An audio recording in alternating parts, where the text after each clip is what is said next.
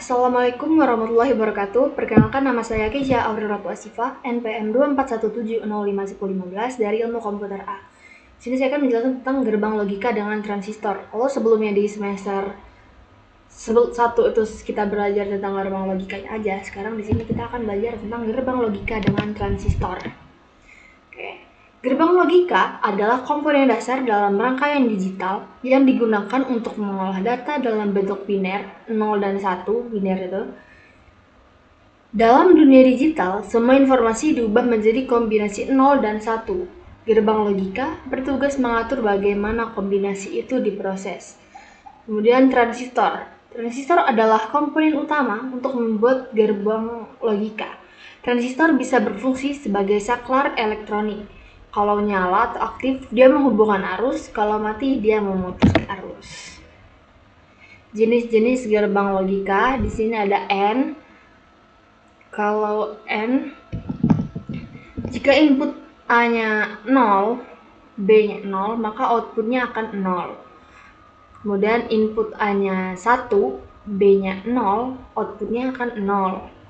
Input A-nya 0, B-nya 1, outputnya 0. Sedangkan kalau dia input A-nya 1, B-nya 1, outputnya dia 1. Itu untuk N. Kemudian lanjut kita untuk lihat yang OR. Atau input A-nya 0, B-nya 0, outputnya akan 0. Input A-nya 1, B-nya 0, outputnya 1. Input A 0, B1, outputnya 1. Input A1, B1, outputnya 1. Itu untuk OR atau gitu. Kemudian lanjut ke XOR.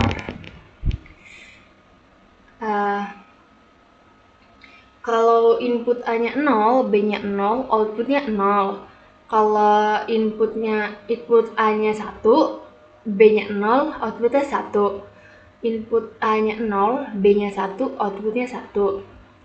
Input A-nya 1, B-nya 1, outputnya 0. Nah, kemudian kita langsung ke NOT aja ya. Nah, NOT ini kebalikan. Jadi kalau ya kita inputin 0, maka outputnya akan berkebalikan, yaitu 1. Kalau inputnya 1, maka yang keluar atau outputnya adalah 0. Kalau N ini kebalikan dari N. Terus kalau NOR itu kebalikan dari OR. XNOR kebalikan dari XOR. Oke, kita lanjut aja ke gerbang N pakai transistor seri.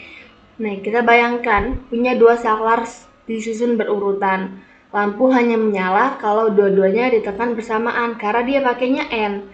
Nah, transistor A dan B harus dua-duanya aktif atau input 1 agar arus bisa lewat. Kalau salah satu aja tidak aktif, arus terputus, output sama dengan 0. Nah, nih, makanya dia kalau di N, kalau mau dia nyalain, dia harus dua-duanya nyala. Terus dua-duanya ditekan lah. Kalau dia contohnya pada dua saklar lampu ini ya. Nah, logikanya kalau A1, B1, output 1. Tapi kalau ada yang salah satunya 0, itu udah pasti outputnya 0 untuk yang N. Gerbang OR pakai transistor paralel. Nah, sekarang kita bayangin kalau dua saklar tapi dipasang berdampingan atau paralel. Kalau satu ditekan, arus bisa lewat. Jadi output sama dengan 1, kalau minimal satu input sama dengan 1. Pokoknya dia kalau untuk OR pakai transistor paralel ini, dia tuh setidaknya harus punya input 1 untuk ngeluarin output 1. Tapi kalau di inputnya sama 0, dia output juga bakal 0. Nah, lanjut di gerbang NOT pakai satu transistor. Sekarang kita bayangin kalau kita punya saklar yang kalau ditekan justru matiin lampu karena dia gerbang NOT. NOT itu dia kebalikan tadi kan. Nah, input sama dengan 1, transistor aktif harus dibuang ke ground, output sama dengan 0. Kalau inputnya 0, transistor mati, arus tetap, output sama dengan 1. Dia ngebalik logika inputnya. Kemudian penggunaan gerbang logika dalam CPU. Ada yang pertama arithmetic logic unit. Dia ini bagian untuk bertugas untuk menghitung semua operasi seperti tambah, kurang, and, or dilakukan pakai gerbang logika. Misalnya operasi tambah 2 tambah 3 diubah ke biner, lalu dihitung pakai rangkaian logika. Yang kedua, ada memori.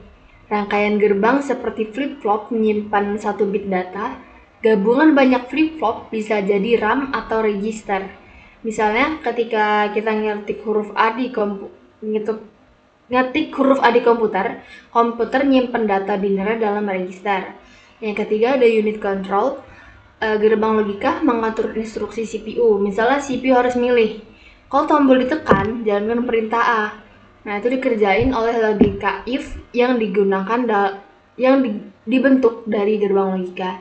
Yang keempat ada register, tempat penyimpanan sementara dalam CPU yang juga pakai gerbang logika untuk menentukan kapan data masuk dan keluar.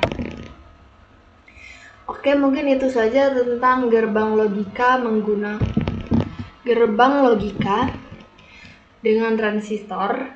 Apabila terdapat kesalahan dalam penjelasan atau masih kurang jelas, saya mohon maaf. Wassalamualaikum warahmatullahi wabarakatuh.